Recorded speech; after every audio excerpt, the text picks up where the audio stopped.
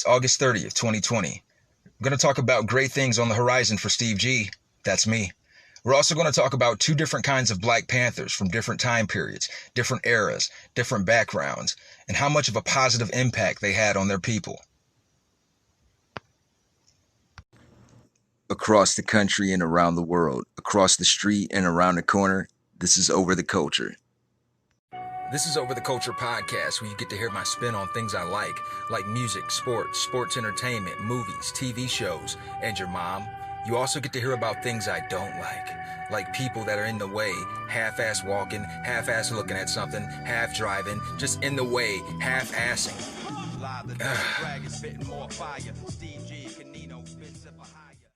What's up, everybody? I'm your Bastard of Ceremonies, the one gig kid, Pat Stay Black, Alex Treblack, Reefer Sutherland, the most interesting blurred in podcasting, the troller of trolls, the Prince of Petty, Steve G. This is Over the Culture, man. Wakanda forever!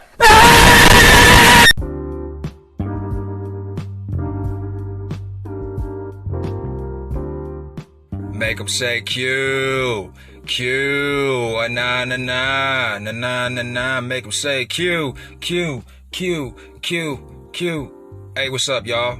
My people, my brothers and sisters, my cultivating cultivists, my niggas. How y'all doing on this beautiful Sunday? It's definitely a beautiful Sunday here in Sandusky, Ohio. We got playoffs back after a day, a half a day fucking boycott. We're still playing baseball for now. The tribe's looking good, and Steve got a new job, and I've been withholding that for the past couple weeks. Only the people within my circle I've been telling, and yeah, it's official. I accepted a job offer, and coming next week, on this day next week, I will be in Atlanta, Georgia. And don't hold me to it, but ideally I would like to have a Over the Culture episode when I reach Atlanta. I'm looking to move down there by the end of the week, either Thursday or Friday. The sooner the better. Just get it over with. And I'm looking forward to it. It's a new beginning, new environment, new opportunities. Get to meet new people, and as much shit as I talk about how much I hate people, they're disgusting, they're annoying, they're ugly, they shitty, they smell like outside with pee-pee hands all the time. They, like, people in general are toddlers. All people remind me of 3 and 4-year-olds who eat glue, taste paste, and put crayons up their booty. But with all that being said, I talk a lot of shit about people, how much I don't like them, but I do look forward to meeting cool people. I know they exist because I've met some cool people down in Texas. I've met cool people here at home where I'm from. I've amassed an astounding number of good friends and associates who genuinely care about me, and vice versa. And I've met some more friends when I came back home last year. So I'm looking forward to meeting new people, new cool people in Atlanta, Georgia. And the job that I'm going to be doing, I'm going to be a live master control operator. And that is basically what I did when I was with Fox Sports for 10 years. And it's going to be basically doing the same exact thing because now that the facility where I worked at in Texas, they got bought out by Disney. Fox did. So all of their sports programming, all of their regional networks that ran all the baseball, football, basketball games, that stuff is getting sent to the company I'm working for in Atlanta. So I'm familiar with the procedures. I'm familiar with the conduct, with the content.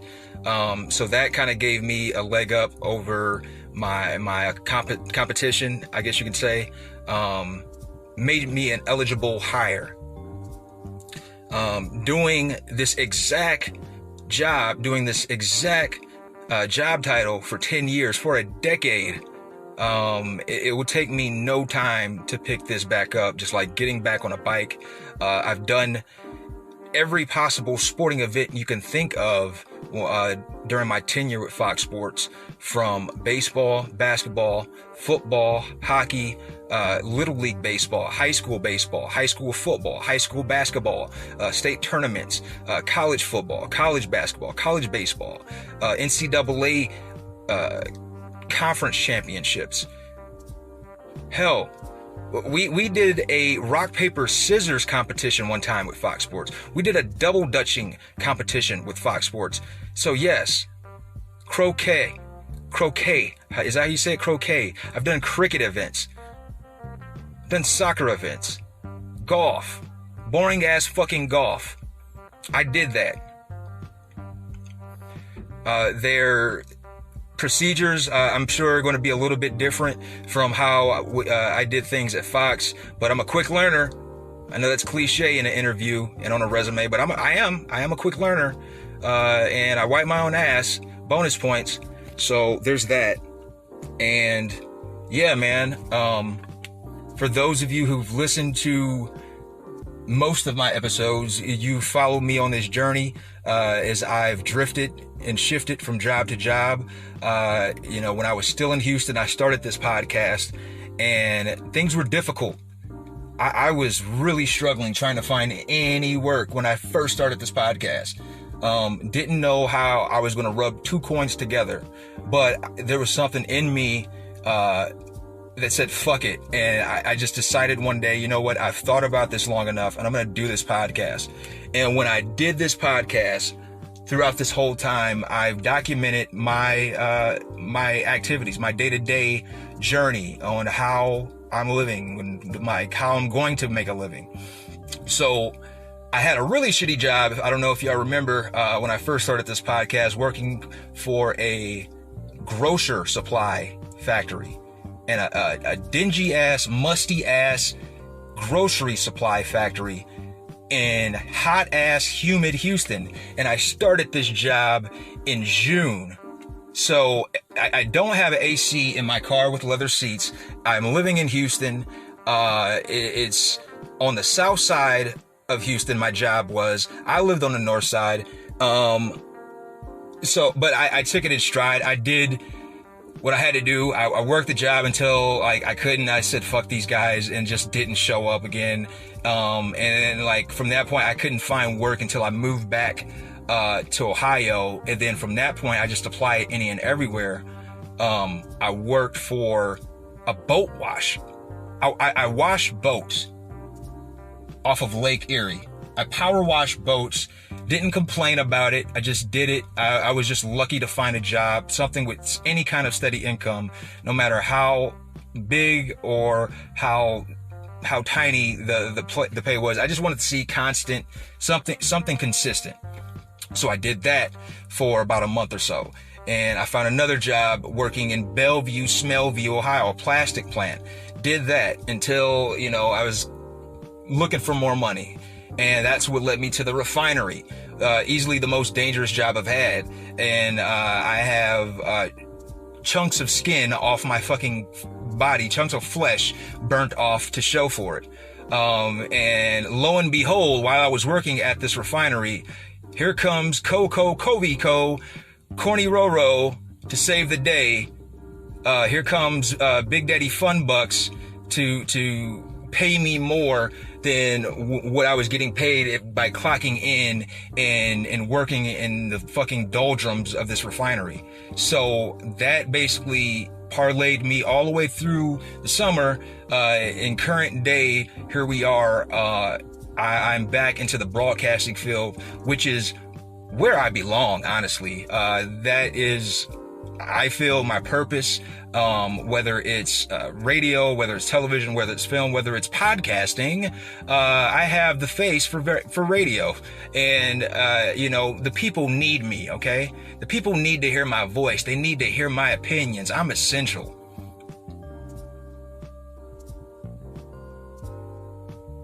So anyways, yeah. I'm back in broadcasting. I'm looking forward to it. I'm thankful. I'm very appreciative. I honestly never thought I would try to apply for Master Control ever again because of how nightmarish my experience with Fox was. And to those people who made my life a living hell at Fox, I hope these words, I hope these words find you well. Eat a fucking dick. So there's that. Wish me luck, people. Man, you know, I'm still, I can't say I'm in disbelief because I feel like I deserve this job. But I would say, I thought it was a slim chance. I will say that. I thought it was a slim chance because I was away from broadcasting for so long. I was doing insurance. I tried that path and I realized that that's not for me. I don't want to have to sell you anything. If that's my bread and butter, how I eat, how I pay the bills, if this is what I'm relying on, how much I can sell something to somebody, that's not for me. I'm not a nagger. I don't like calling people, constantly texting them, asking them like, hey, when can we talk? Can we set up this appointment? Well, I got some prices for you. Can we talk numbers whenever you get a chance at your earliest convenience, please? No, I don't want to live that life. I tried it and it fucking sucked. Okay? Have these people buy their own insurance, just like I do. I just go Google affordable insurance. So yeah, no more of that, man. I like to know what I'm going to make. That commission shit, commission. I don't want anything to do with that. And, I mean, I'm sure everyone's heard the news by now. Chadwick Boseman, he just lost his fight with cancer, on Friday. And it sucks because, man, most of us didn't know. Only people who knew were people that were in his close circle, his very close circle. And apparently he had a fight with colon cancer for 4 years. For 4 years, man. Within that time, he was in Avengers, the Civil War, or was it? No, that's Captain America. He's Civil War, the Avengers, Infinity War, all of that, man. He was Black Panther within that time. He was James Brown, Jackie Robinson. He was Thurgood Marshall. He portrayed some monumental black men. And Chadwick Boseman, he was this era. He was one of this era's top leading guys. You know, he took the baton from Denzel and Will, the older generations. He took the baton from Jamie Foxx. He's like, okay, this is how we do it. This is how you garner a respectful acting career as a black man. And he was, fuck being on the path. He was there. He was there. And I looked at him as one of the prominent, respectful leading black actors. Him, Lakeith Stanfield, the brother from Get Out, Daniel Kaluuya, I believe his name, Michael B. Jordan.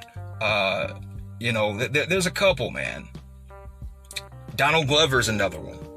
And it's unfortunate that this brother, man, lost his life, because I've heard nothing but good things about him. He was a very humble guy. And he was Black Panther. Everybody remembers him from Black Panther, but, he's also done a lot of other great roles in film, man. And, that one fucked with me. It's still fucking with me. I'm not really a big comic book person. I've said before that, wrestlers were my comic book heroes. But when Black Panther came out, I felt like it was my responsibility as a black man to go out and see that, as a black person. That was just the release of Black Panther, and hitting the theaters. That was for the culture. Like, we needed that. Now, of course, that was a symbolic victory or a symbolic piece of hope, but it was something positive. It gave something little black kids to look at and be like, oh man, that's somebody that looks like me. That guy's fighting crime and he looked like one of my cousins. It's so reassuring. It's so positive to see. When I was a kid, who were the comic book? We had Spawn, Blade, and Blade didn't really, come out until I was a teenager, Green Lantern. So yeah, Chadwick Boseman, man. And that speaks on his character. He's a real life hero, man. He was doing these great roles, that blockbuster hits. hit after hit after hit. I don't think I've seen a movie with him in it that I could say sucked. And he was doing this all while fighting colon cancer, bro. None of us knew. None of us knew. How solid, how strong of an individual, how rock solid do you have to be to just keep that tight lip, man? And we saw the signs, you know. His public appearances at times, yeah, you could see, man, is this for a role? He doesn't look like Black Panther. He's looking very un-Black Pantherish. People commented on his appearance, and the whole time, none of us knew. Nobody knew, man. But he took it in stride. He fought the fight. From the rooter to the tutor. He rode it till the wheels fell off, man. And that's a champion. You know, cancer won the war. It won the battle, but it didn't win the war. R.I.P. Chadwick Boseman.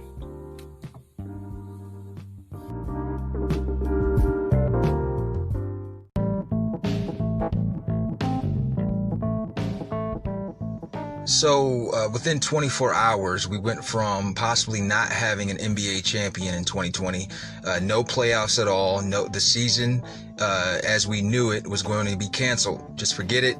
None of it happened. We went from that to, hey, we're going to restart this weekend. And because of the shooting of Jacob Blake, the senseless shooting, 7 shots in the back of Jacob Blake in Kenosha, Wisconsin, there was a protest, and during that protest, 17-year-old Kyle Rittenhouse of Illinois,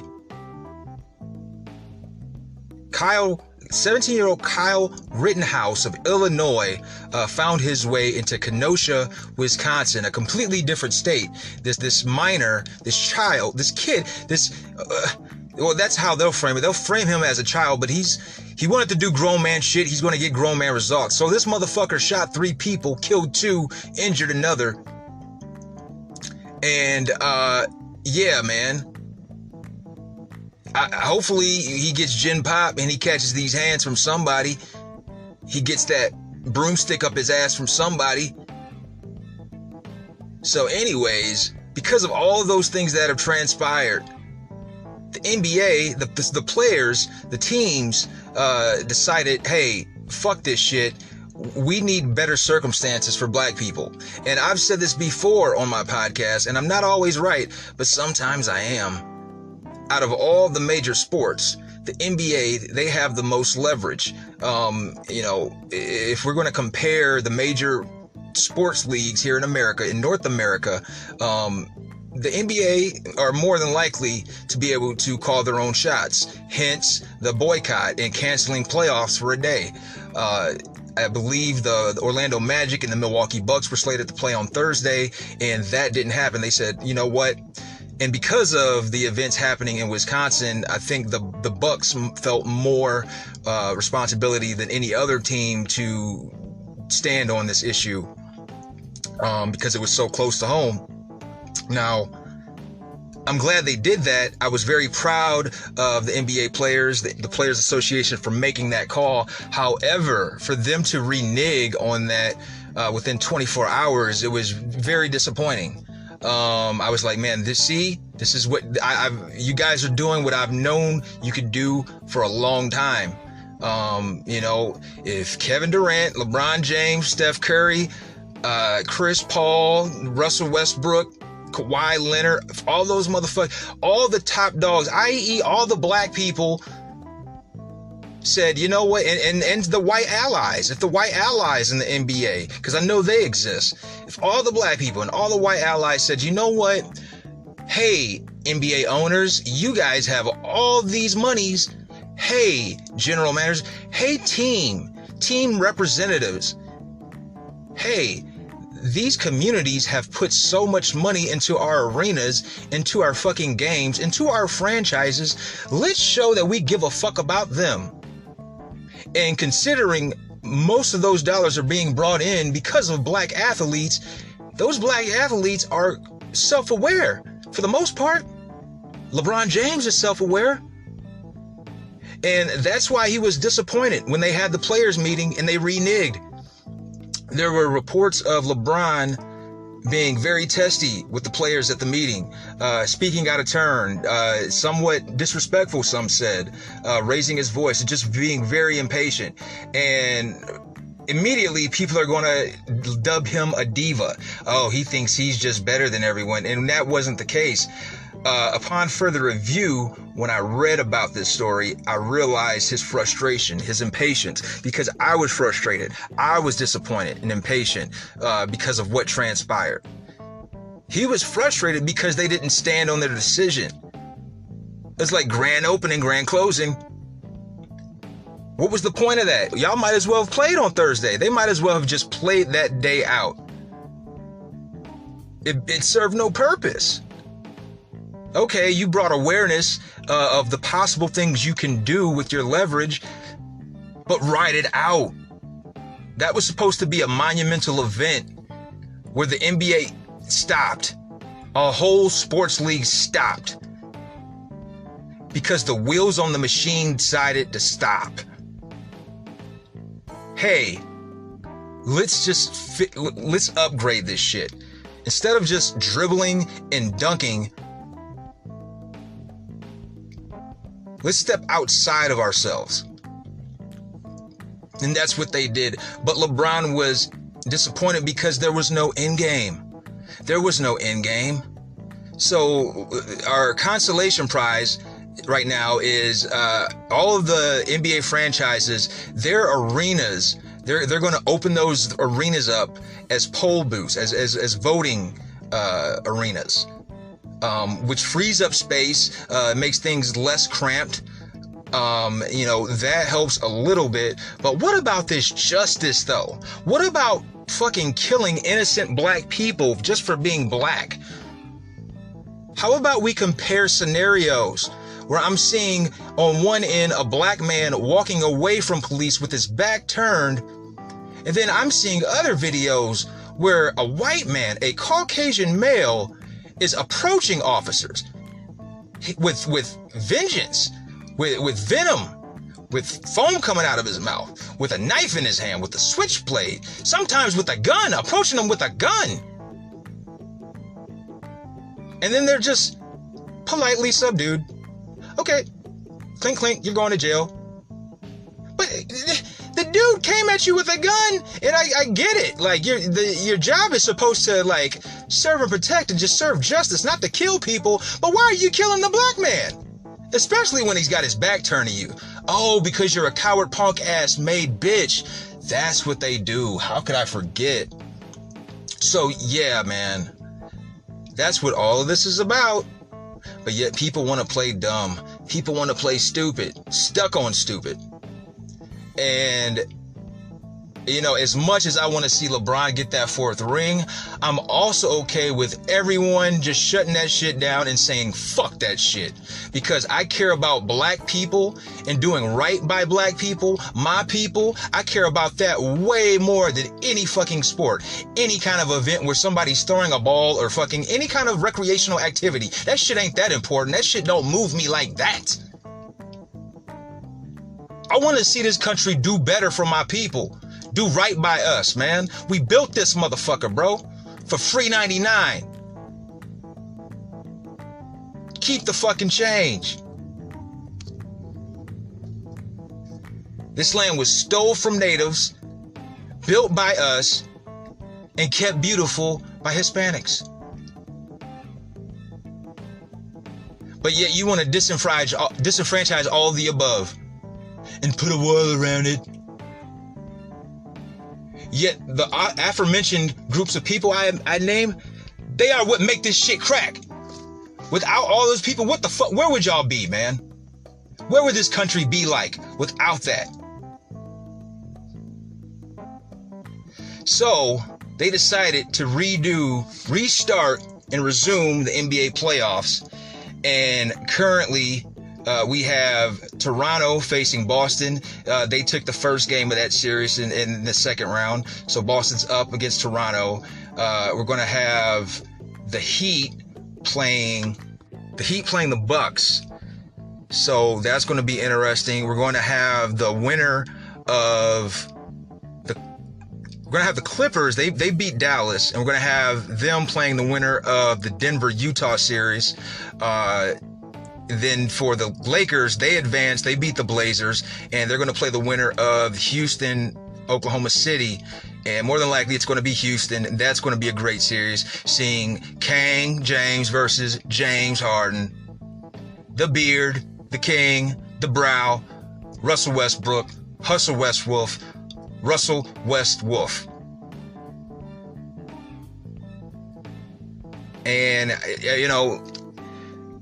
since you guys are going to continue this thing and see fit that we're going to have an NBA champion, I just want to make sure that champion is the LeBron Anthony Lakers.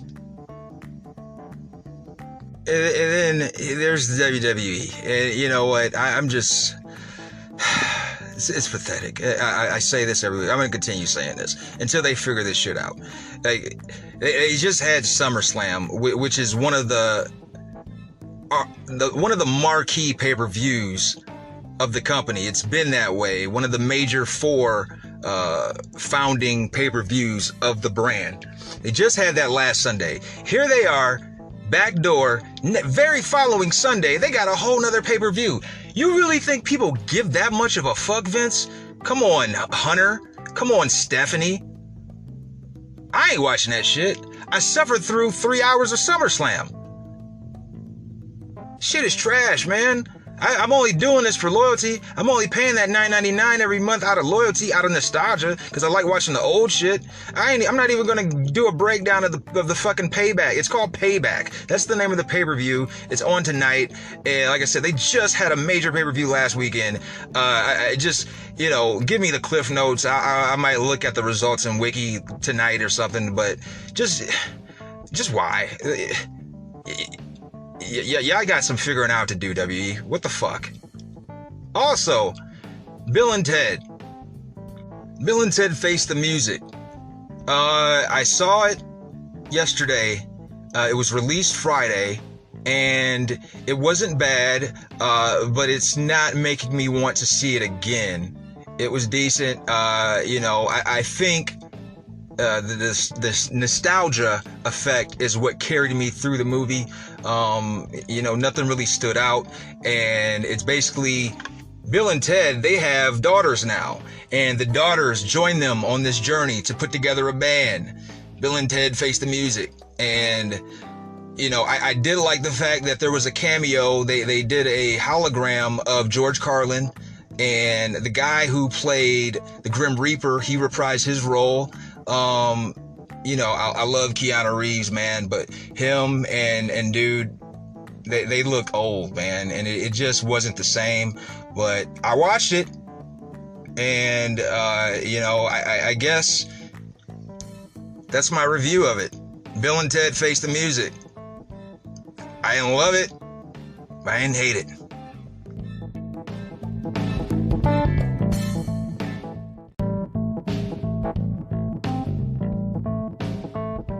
Today in sports history, in 1905, Tiger Ty Cobb makes his debut doubling off a Yankee, Jack Chesbro. In 1912, St. Louis Brown Earl Hamilton no-hits the Detroit Tigers 5-1. In 1922, Babe Ruth is thrown out of a game for the 5th time that season. In 1937, Joe Louis beats Tommy Farr in 15 for the heavyweight boxing title. In 1960, Boston Red Sox second baseman Pete Runnels goes 6 for 7 at the plate. In 1961, Oriole Jack Fisher walks 12 LA Angels in a 9-inning game. In 1965, Casey Stengel announces his retirement after 55 years in baseball. In 1987, Kirby Puckett goes 6 for 6 at the plate with 2 home runs in Minnesota's 10-6 win over Milwaukee. And on that same day in 1987, the second World Championships are held. Carl Lewis wins the gold in 100 meters after Ben Johnson is disqualified for cheating. In 1988, Kent Tekulve is the second pitcher in the majors to appear in 1,000 games. In 1997, the Houston Comets beat the New York Liberty in the very first WNBA championship. In 2006, Greg Maddux wins his 330th career game. And in 2012, Andy Roddick announces he will retire following the US Open. And that was my half-assed sports report.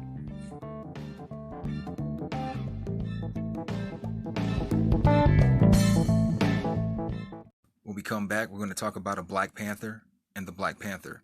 We'll be back after these messages.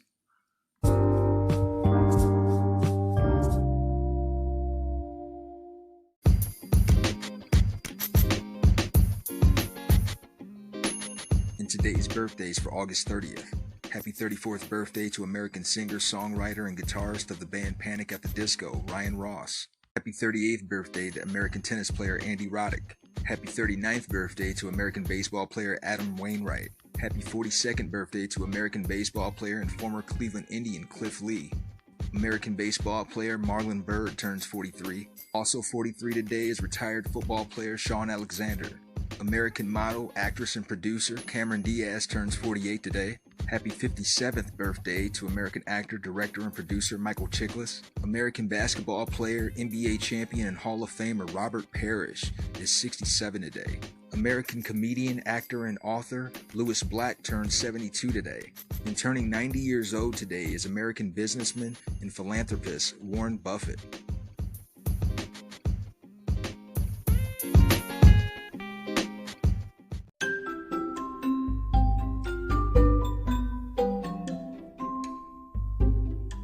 What happens when you move all the black and brown people out of the neighborhood and replace them with urban, professionally minded 30-something Caucasians? What's up, bruh? Do you vape? Tight, homie. Want to join my fantasy league? From the producers of Job Discrimination Disco, Fox presents a new reality show that's guaranteed to keep the property value rising. Gentrification, this fall on Fox.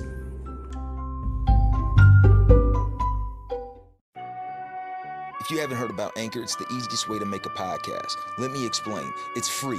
You know what that means, right? You pay nothing. It's free 99. It's a free app that you put on your phone, and it lets you go from there. There's creation tools that allow you to record and edit your podcast right from your phone or your computer.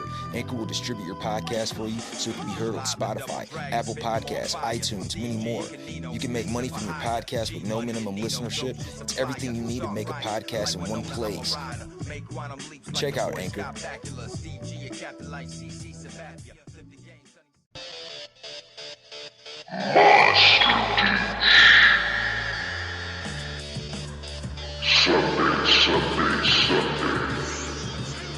A million thoughts fall like paint onto a blank canvas to symbolize but not alleviate. This Sunday at George R. Brown, come watch used and abandoned cars get destroyed by big fucking trucks. Rows of cars getting destroyed by big trucks. You don't want to miss this one. Bring out the whole family so the kids can enjoy. And just when you thought it was over, for the grand finale, there'll be two big trucks ramming into each other.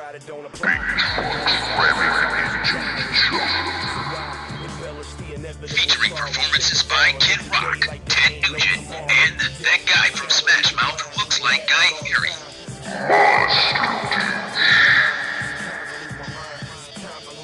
Tickets available on SimpleMindedEntertainment.com. Sponsored by Papa John's and beer.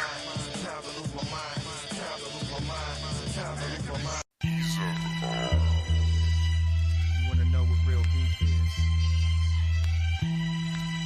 Just look around. Find your answer. Surround you every day.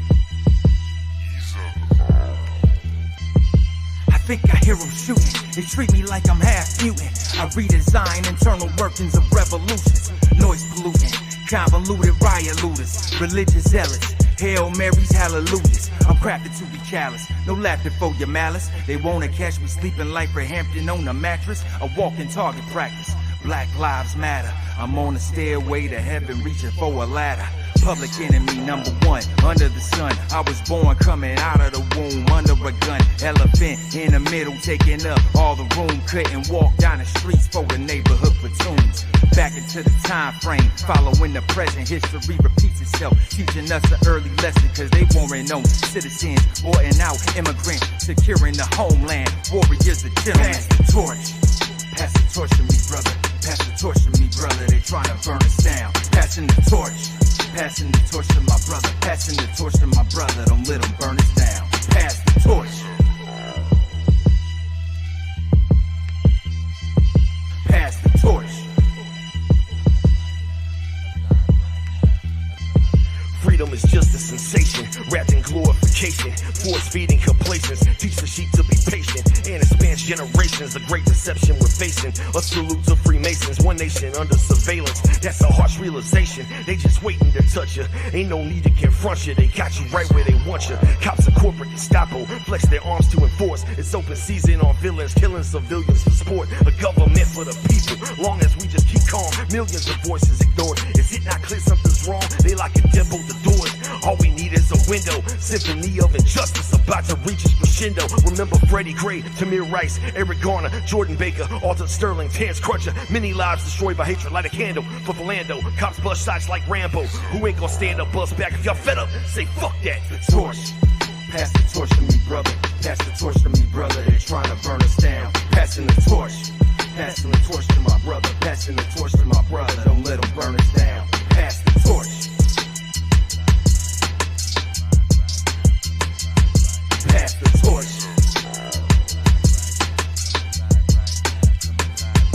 Say my name. You claim that you serve or protect. As my head is on the curb and you standing on my neck. Say my name for these shady plans built from hollow laws. They wanna mimic the old days of Holocaust. Say my name for the victims of your jurisdiction. Those depicted as criminals fitting your description. Say my name for the misunderstood common man. For women abused, mistreated just like Sandra Bland. Say my name for those locked in the war zone.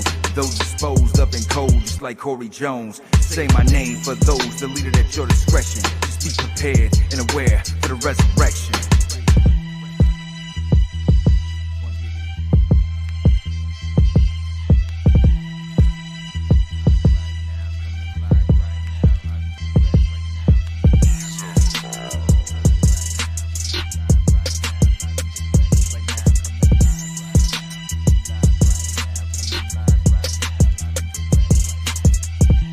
What I wish for me is what I wish for you too. And what I wish for him is what I wish for her too. And what I wish for them is what I wish for us too. And what I wish for all is what I wish for me too. It's what I wish for me too. It's what I wish for me too.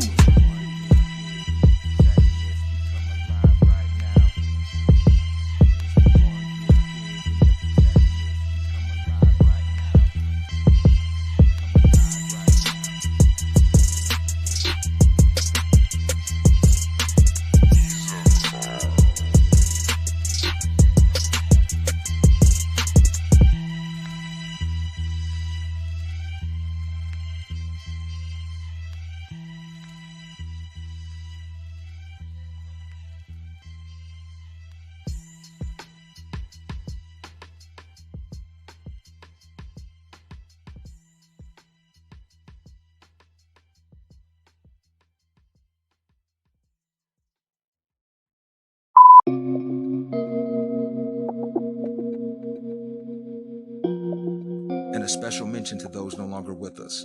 This past Thursday, we lost American professional wrestler and Hall of Famer Bob Armstrong.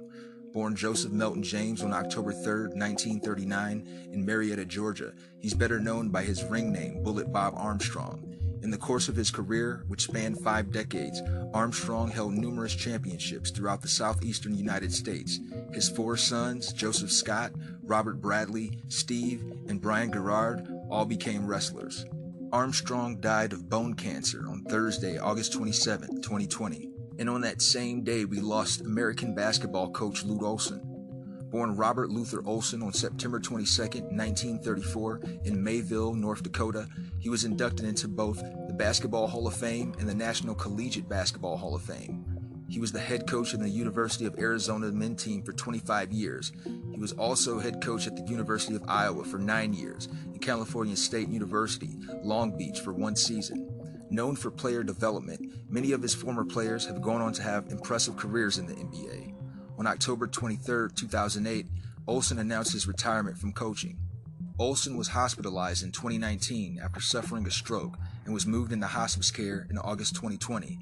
On August 27, 2020, Olson died at the age of 85. This past Friday, we lost American actor Chadwick Boseman.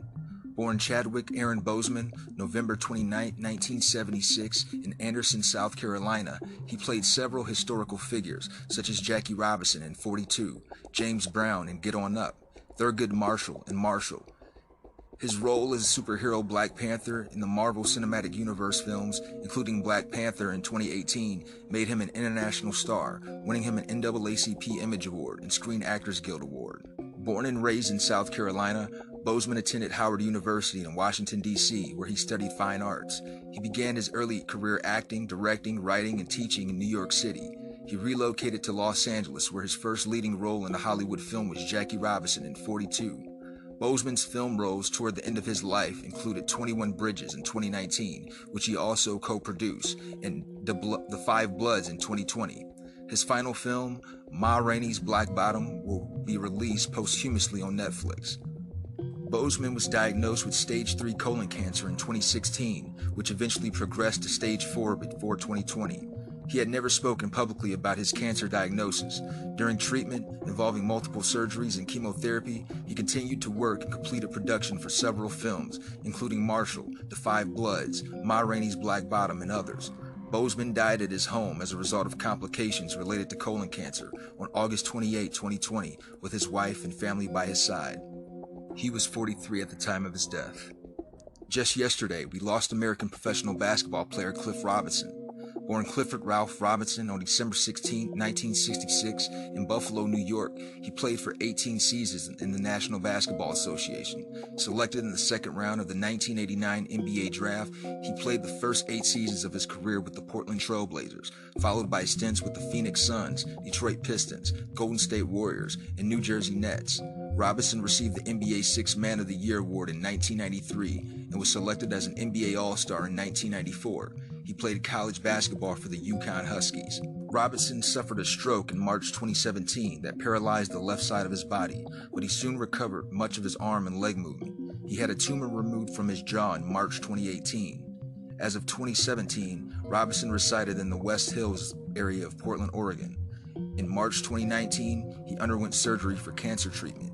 He died on August 29, 2020, at the age of 53. Fred Hampton was an American activist and revolutionary socialist.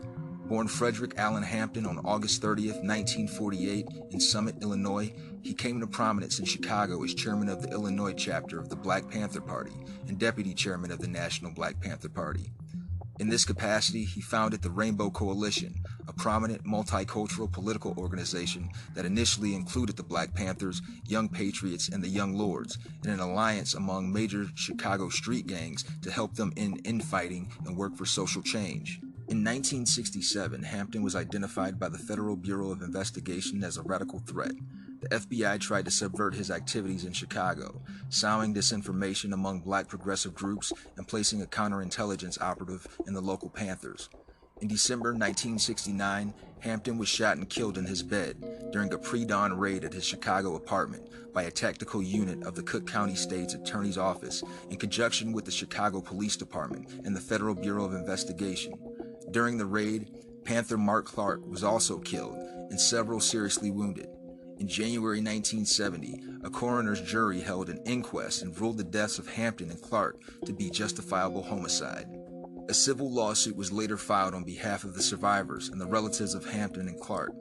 It was resolved in 1982 by a settlement of $1.85 million. The city of Chicago, Cook County, and the federal government each paid 1/3 to a group of 9 plaintiffs.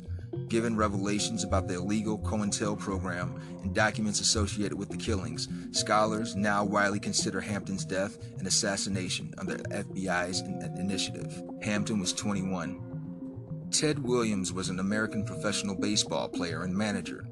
Born Theodore Samuel Williams on August 30th, 1918 in San Diego, California, he played his entire 19-year Major League Baseball career primarily as a left fielder for the Boston Red Sox from 1939 to 1960.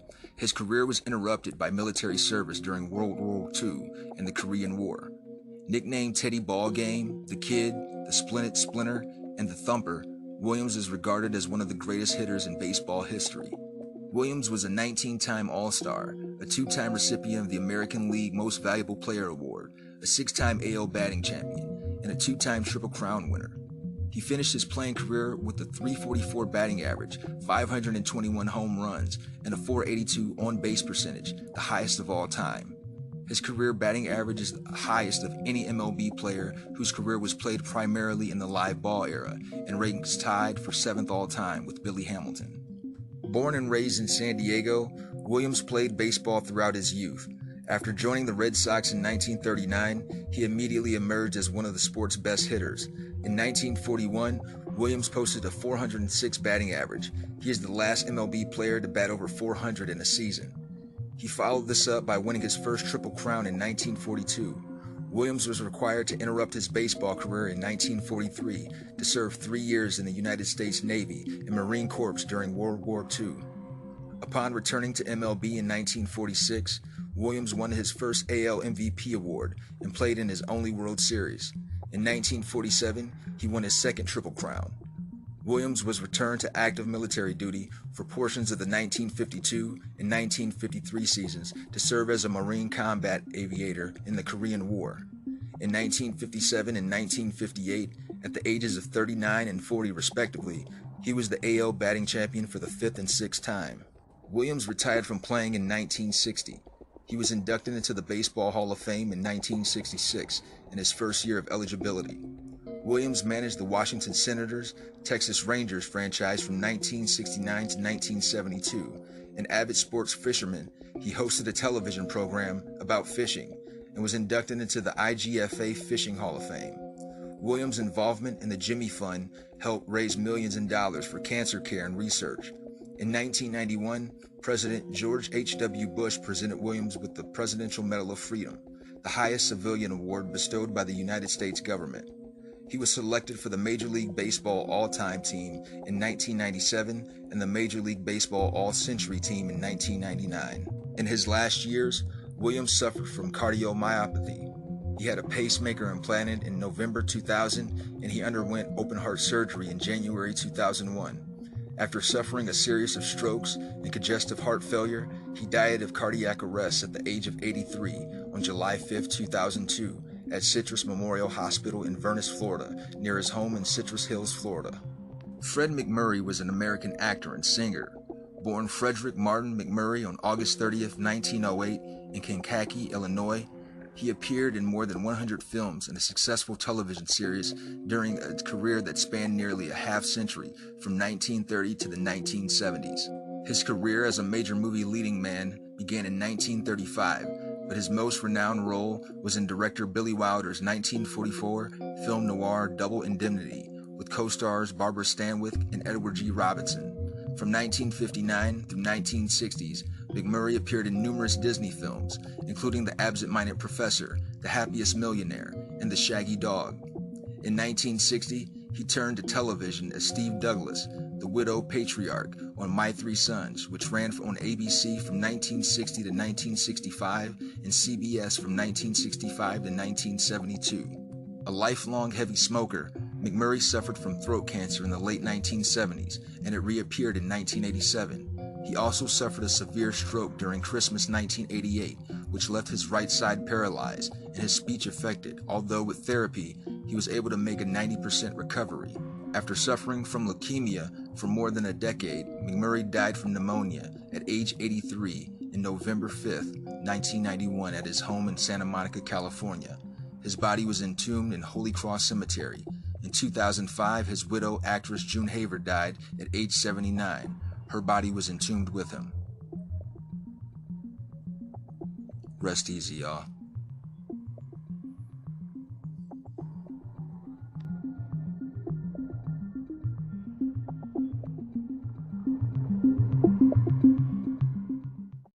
As we know by now, or as we should know by now, this past Friday we lost a great actor, a great performer, a great mind, a great soul, a great human being all around in Chadwick Boseman. We lost him this past Friday due to colon cancer.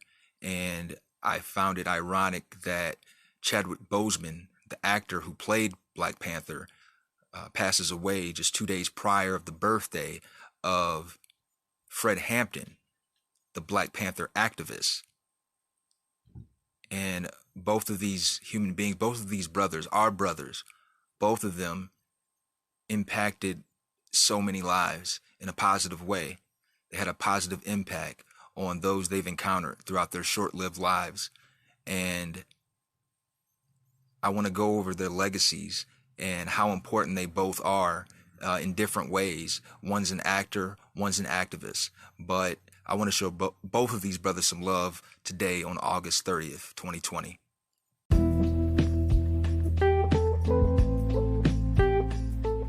Okay, so first I want to talk about the aftermath of Fred Hampton's murder.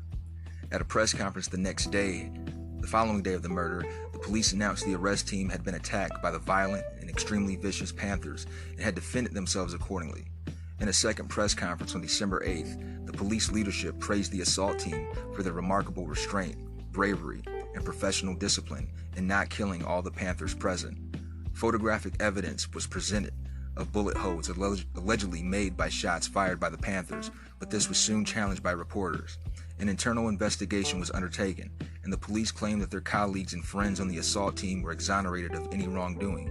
Hampton's funeral was attended by 5,000 people, and he was eulogized by black leaders such as Jesse Jackson and Ralph Abernathy, Martin Luther King's successor as the head of Southern Christian Leadership Conference. In his eulogy, Jackson noted that when Fred was shot in Chicago, black people in particular, and decent people in general, bled everywhere.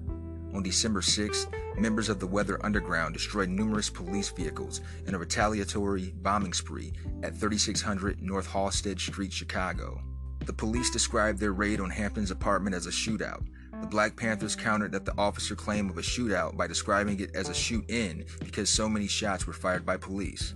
On December 11th and 12th, the two competing daily newspapers, the Chicago Tribune and the Chicago Sun-Times, published vivid accounts of the events, but drew different conclusions. At that time, the Chicago Tribune was considered the politically conservative newspaper, and the Chicago Sun-Times was considered the politically liberal newspaper.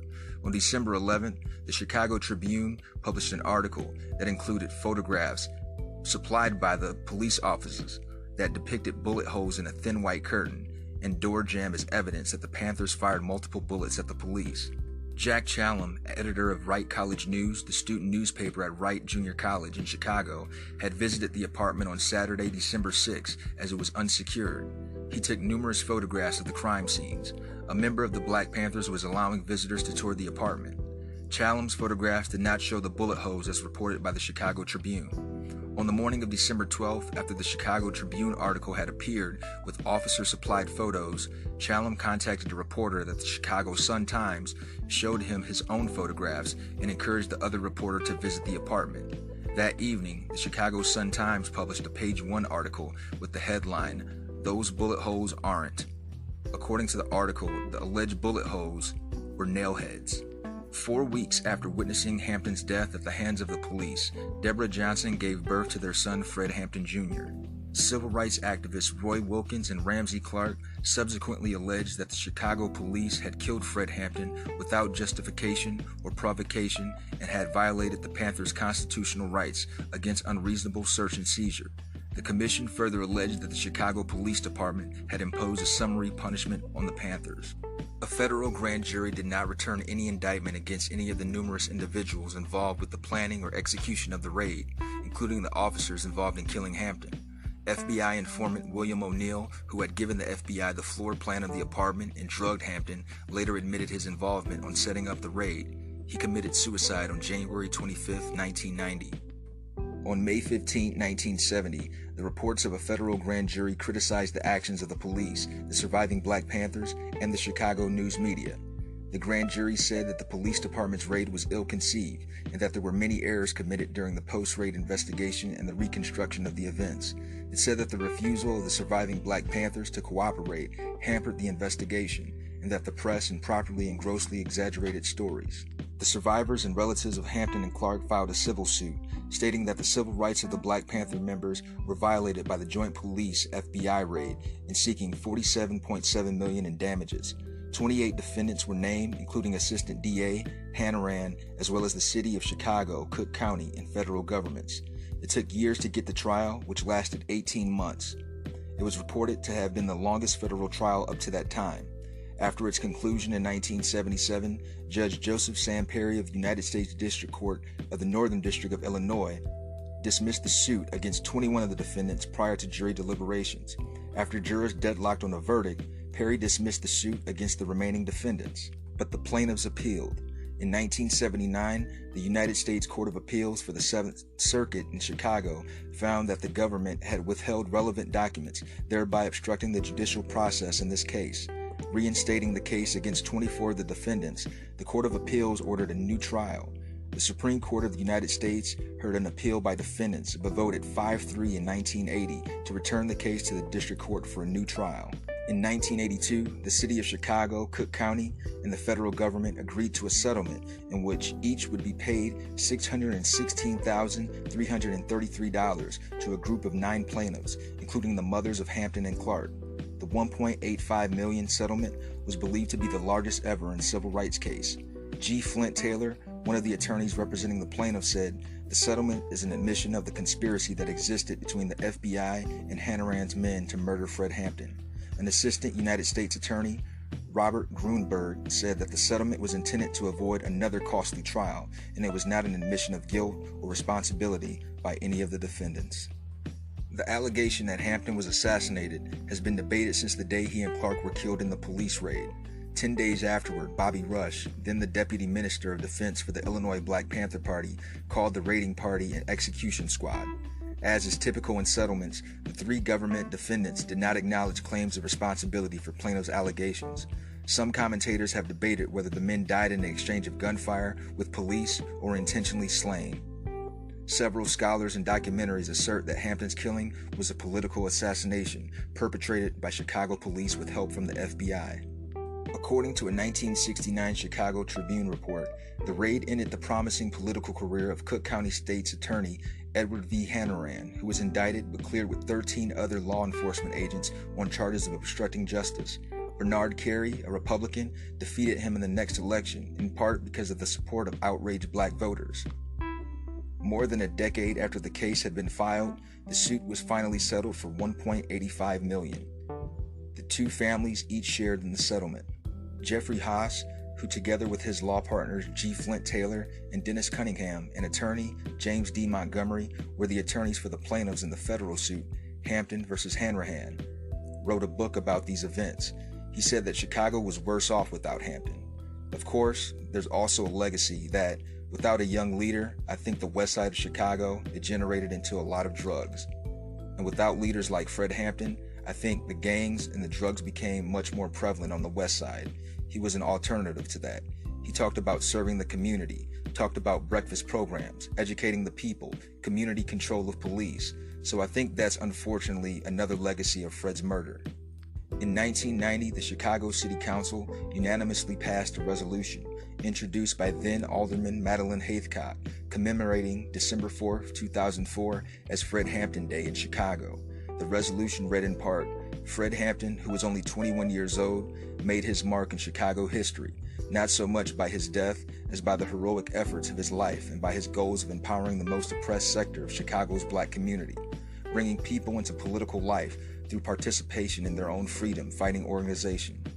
A public pool was named in his honor in his hometown of Maywood, Illinois. In March 2006, supporters of Hampton's charity work proposed the naming of a Chicago street in honor of the former Black Panther leader.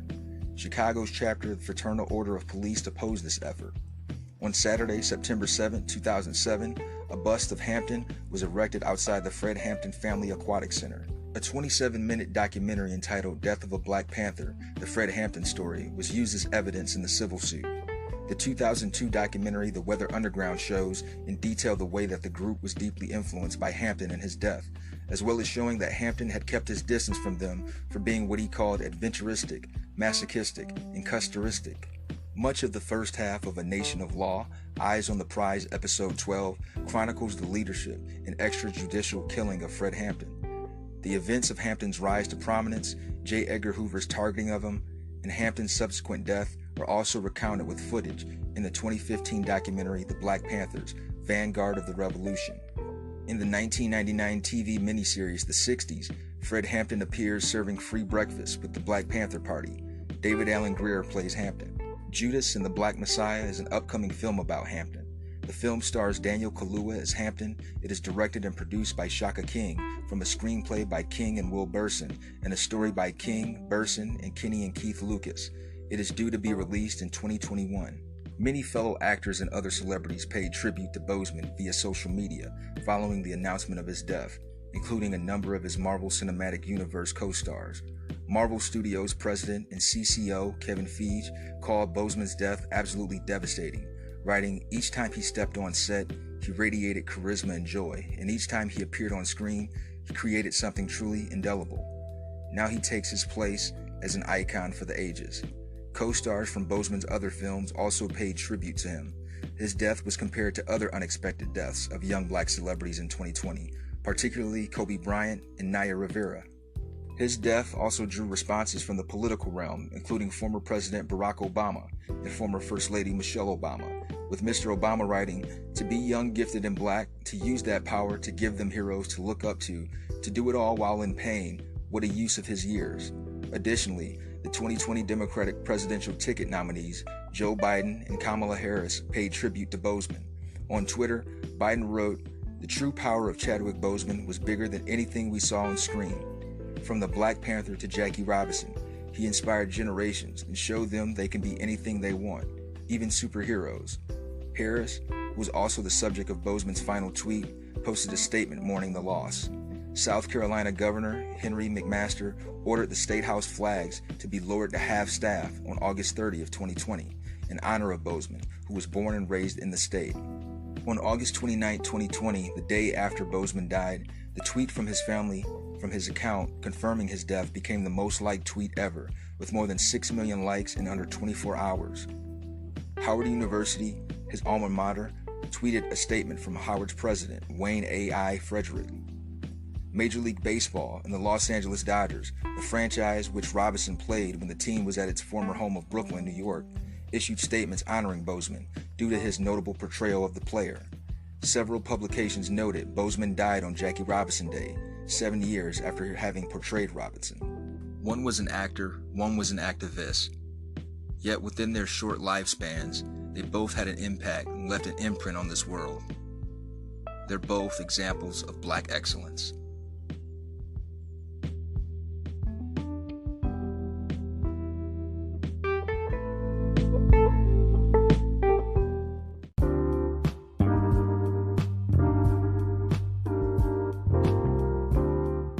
Today in entertainment history.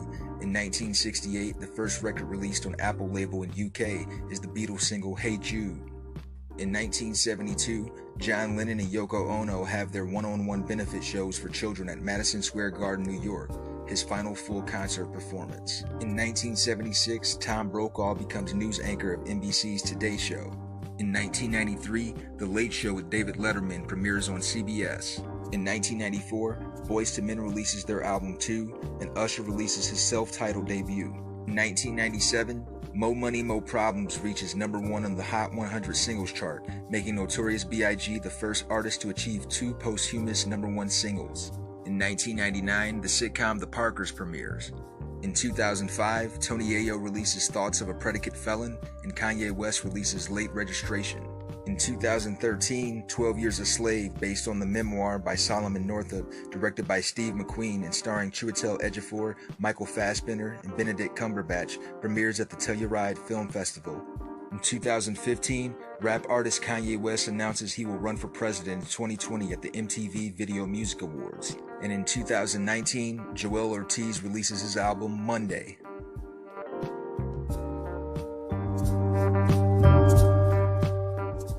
So that wraps up another edition of Over the Culture Podcast. Hope you enjoyed it.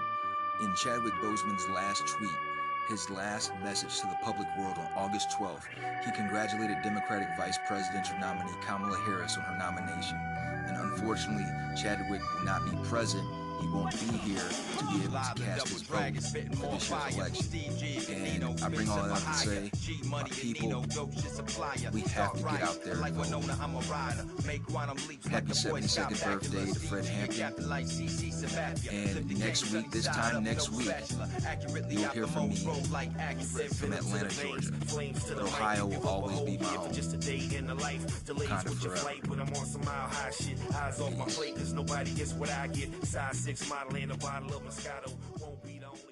Ohio!